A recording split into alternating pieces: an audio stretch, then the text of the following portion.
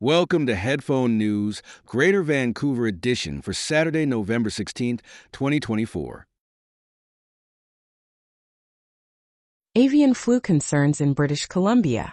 In British Columbia, health officials are taking steps to address concerns about avian flu. Chief Veterinarian Dr. Teresa Burns has asked veterinary clinics to put safety plans in place to protect their staff and the public. This request comes after a rise in reports of sick wild birds and a confirmed case of human infection. The H5N1 strain of avian flu has been detected in the region. Since 2022, more than 6.5 million birds have been culled due to this virus. Authorities are closely monitoring the situation to ensure community safety. BC municipalities meet housing goals. In British Columbia, 3 municipalities have met or exceeded their housing targets under the Housing Supply Act. Victoria led the way, building over 1,400 new homes, significantly surpassing its goal. Delta and North Vancouver also achieved their targets. However, West Vancouver and Oak Bay struggled, completing only a small fraction of the required units. The Housing Supply Act is designed to address a growing housing crisis by ensuring cities increase the supply of homes, including affordable options. With high housing demands continuing, ongoing efforts will be crucial to support families in these communities. 2024 Grey Cup expected to boost Vancouver's economy. The 2024 Grey Cup, the championship game of the Canadian Football League, is scheduled for November 17th in Vancouver, British Columbia, Canada. This highly anticipated event is expected to attract approximately 30,000 fans from outside the province, leading to an estimated economic boost of 125 million Canadian dollars, which is about $93.75 million US dollars. The Winnipeg Blue Bombers will face off against the Toronto Argonauts in this 111th edition of the Grey Cup.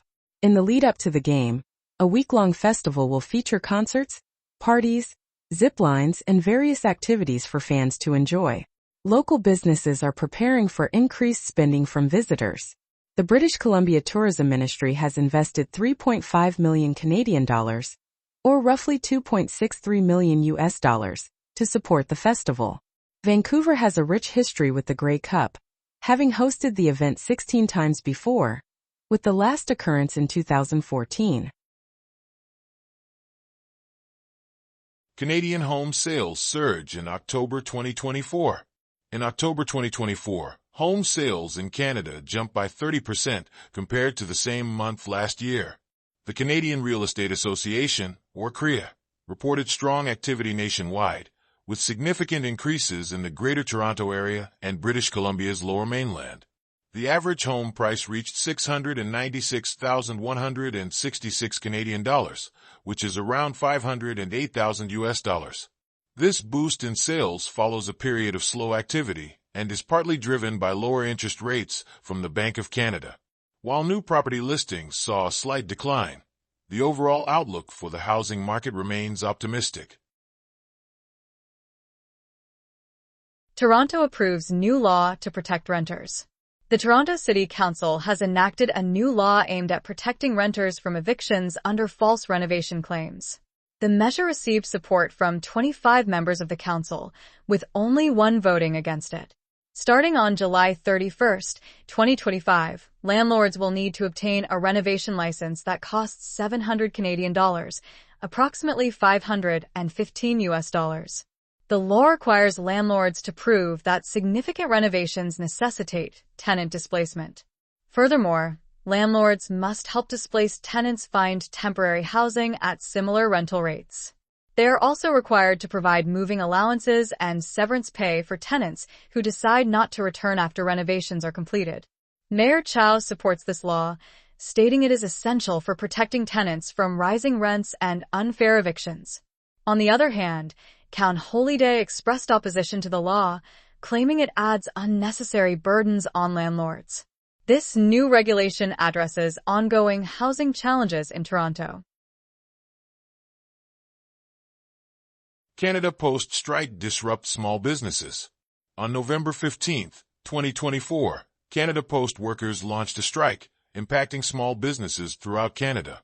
Approximately 80% of these businesses rely on Canada Post for shipping and handling payments.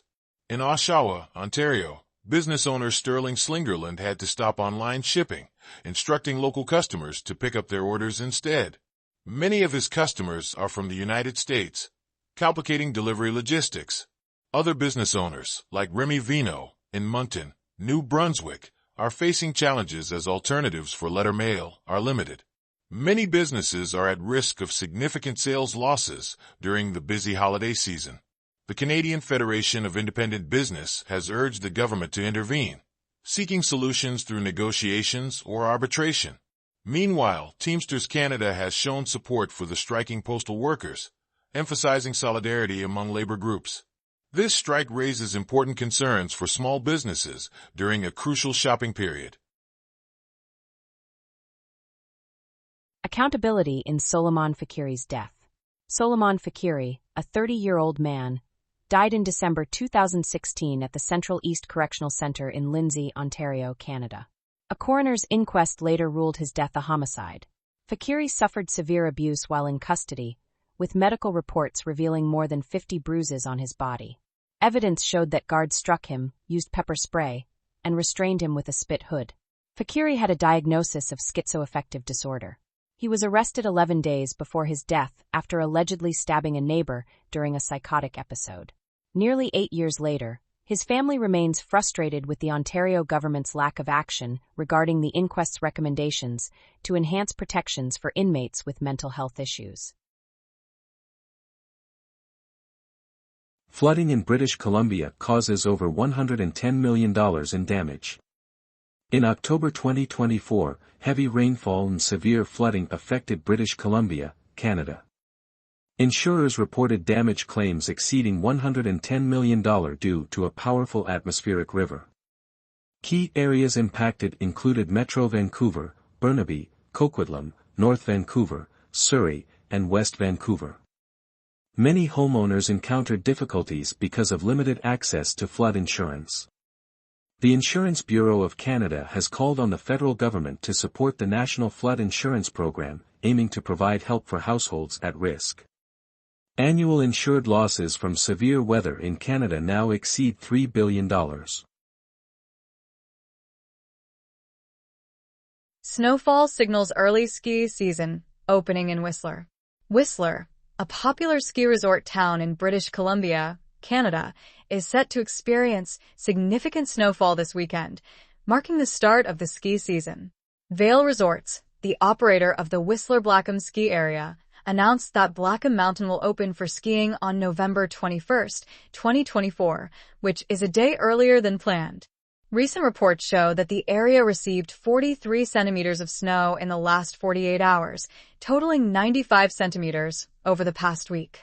Environment Canada, the nation's weather agency, has issued a special weather statement for the sea-to-sky region, which includes Whistler, Squamish, and Pemberton. More snow of 10 to 15 centimeters is forecasted to fall in the area. Meanwhile, Metro Vancouver is expected to face heavy rain and strong winds, potentially causing power outages. Local businesses are gearing up for an influx of visitors as the ski season begins, emphasizing the need for safety measures for all skiing and winter activities. Canada and U.S. urge action on Columbia River Treaty. Canada and the United States are racing to finalize the Columbia River Treaty. This agreement manages water flow between the two countries, emphasizing flood control and hydropower generation. Canadian Foreign Affairs Minister Melanie Joly spoke recently in Lima, Peru, during an Asia-Pacific Economic Cooperation meeting.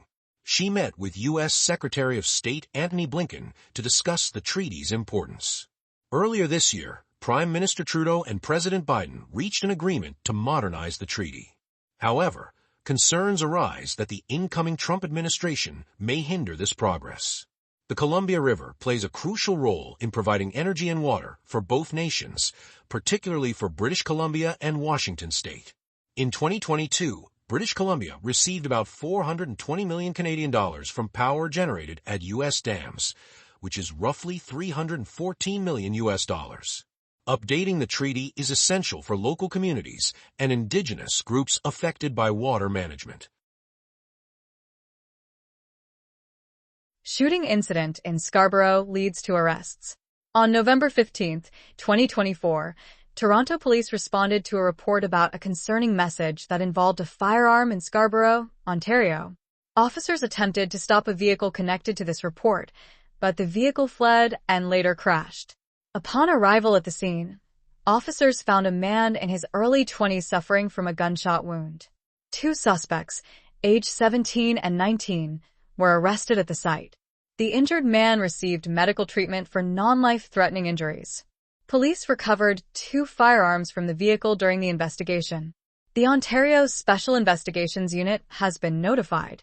This incident raises ongoing concerns about gun violence in urban areas.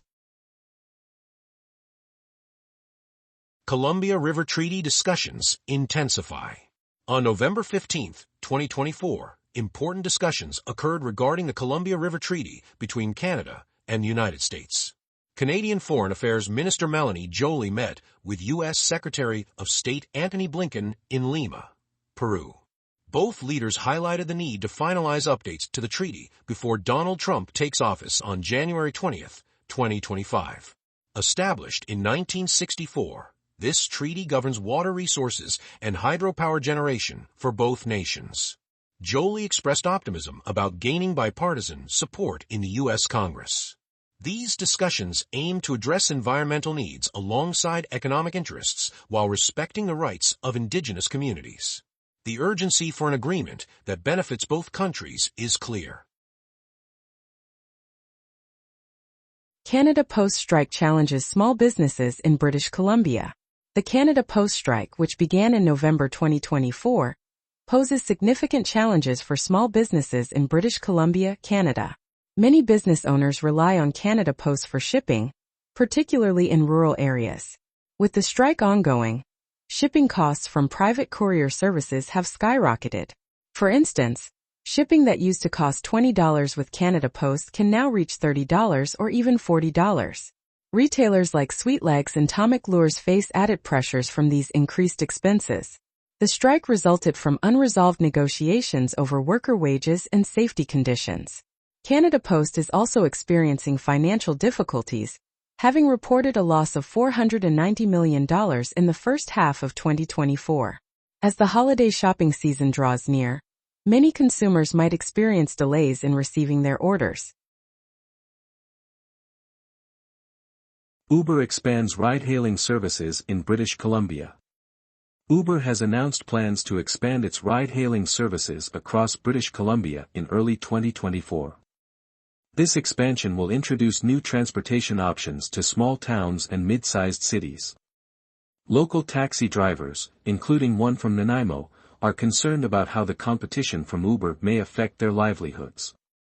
The British Columbia Taxi Association reports that demand for taxi services has dropped by 50% in areas where Uber operates. The company plans to recruit drivers from Nanaimo to Fort St. John, offering flexible work opportunities.